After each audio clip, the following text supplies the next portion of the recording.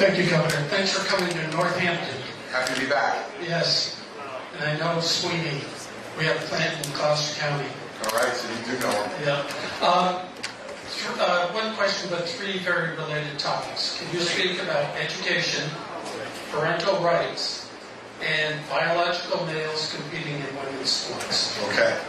So let's start backwards. Biological males should not compete in women's sports. That's why they're called women's sports. And as the father of two daughters, both of whom played sports, we fought hard for Title IX in this country so that women could have equal access to be on the playing field and compete and get all the great lessons that come from that competition. The winning, the losing, the striving, all the things that help you later in your life. I don't want that taken away from women, and it's unfair. Look, there are definable, provable, genetic differences between physical capabilities of men and women. And if you don't believe me, listen to probably the greatest female tennis player of all time, Serena Williams, who said a few months ago, the 150th rated man in the men's tennis circuit could beat me in straight sets. And this is a woman who's won 23 Grand Slams as a tennis player on the women's side. It's just the way it is. Parental rights and education, I'll answer together. On the parental rights issue, I really believe that there's no one better situated to make difficult decisions about their children's future than their mother and father. And we have too many governors in this country right now who believe that they should be able to decide for parents. And this is particularly on the transgender issue. Now look, fortunately for me and Mary Pat, our children are now grown and age of majority, but when they were below the age of majority, we never had to deal with that issue. I don't know how I would have dealt with it. I really don't. It's got to be an extraordinarily difficult issue for a mother or father to deal with.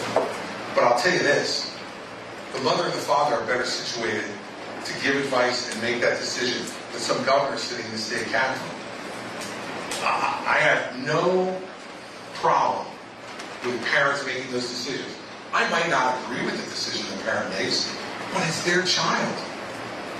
And when did we as Republicans decide that government was a better decider of what happened in a family than the mother and father?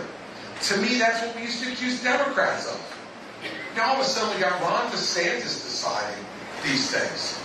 Who the hell is he to be deciding for any mother or father in the state of Florida what they do if their child comes to them and says, I have questions about my gender?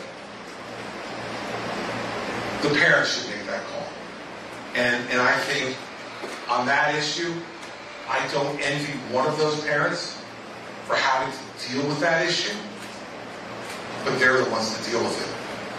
Them and their physicians and their child, and not a government that gets in between a mother and father and their child. And look, they're not all perfect parents out there. We know that. So because when I say this, someone says, well, some parents are wholly irresponsible. Well, guess what? We don't have a license to become a parent in this country. Some people become parents who are not going to be responsible parents. But we can't make laws for the exception. And I think for the most part in this country, parents love their children more than anybody else ever will. They care and understand about their children more than anybody else will. And they are in the best position when they are children to make those decisions for them, not the government. Now in education, they're tied together. Because you look at the most recent statistics, and we should be alarmed as a country. 39% of 8th graders do not read at grade level. 39% of 8th graders don't read at grade level. 25% of 8th graders do not do math at grade level. And we spend $400 billion a year on K-12 education in this country. And those are the results we're getting.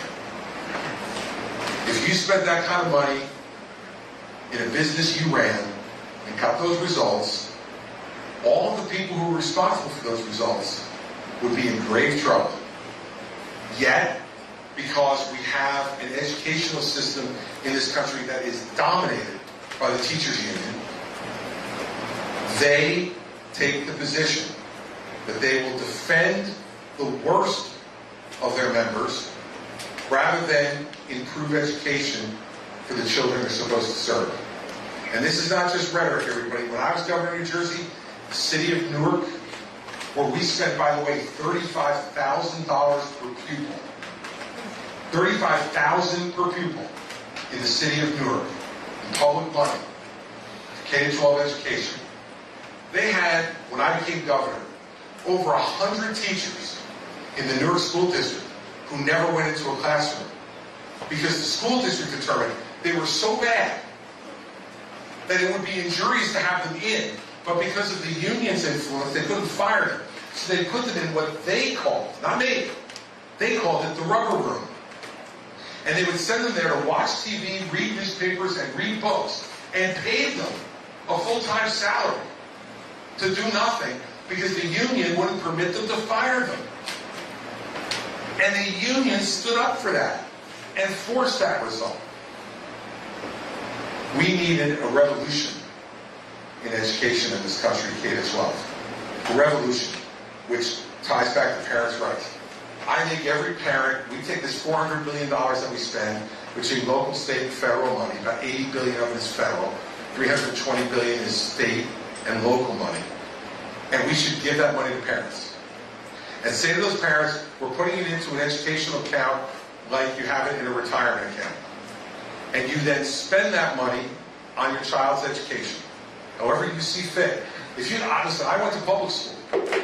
I got a great public school education in K-12 where I grew up in New Jersey. I couldn't have gotten a better one, I think, if I'd gone to a private school or a parochial school. I got a great education there. And if you have a great public school system, you want to send your kid there, good.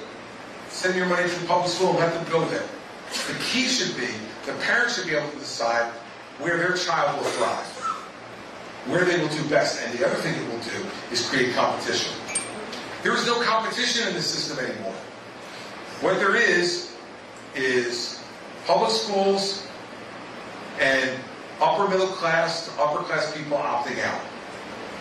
So for instance, Mary Pat and I went to public school. Mary Pat went to parochial school for K-12. That was her parents' choice back then. So when our children were ready for school, we had to choose between public school and parochial school. All four of our children went to parochial school. So you know who runs the show in the Christie household. I remember talking to her the year before Andrew, our oldest, was going to go. I said, we're going to send the men to school. She goes, no, we're sending to Assumption School in Marshall. We are? She said, yes, they're going to parochial school. Okay, they're going to parochial school. And all of them went there, and listen, all of them did well, and they thrived. And one of the reasons they did was because we did agree that we wanted to send them to a place that was not only rigorous from an educational perspective, but also we're going to reinforce the values that we were trying to teach them. And so we made the choice, but we had the option to make that choice. We pay our property taxes that support the schools, and our state taxes that support the schools, and then we pay tuition on top of it, because we can afford to. But there are tens of millions of families in this country who can't. And my question is, given all the money we're spending, why should they be consigned to having no choice? And why should those children be consigned to that? So that's what I think we should be doing in this country. And the president can do that with federal money, but also needs to use the bully pulpit. There are lots of states who are willing to do this if they get permission from the federal government to do it. We should grant that permission and encourage states to do it and give parents choice. And then, if there's money left over in that account, then that money should go to the kids. What about gutting the Department of Education? Well, they would go. The Department of Education would go as part of this plan, because the $80 billion that we spend is done through the Department of Education. So we don't need a federal Department of Education, and we don't need to pay for it. And I'd rather have that money go to parents than go to bureaucrats in Washington, D.C., or just create more forms for us all to fill out. So on those three issues, all which are important issues, that's where I stand on it. And there's no ambiguity. It's what I believe. And there'll be some people who agree and some who disagree, but that's exactly the way I would act as president, is to act on those three things.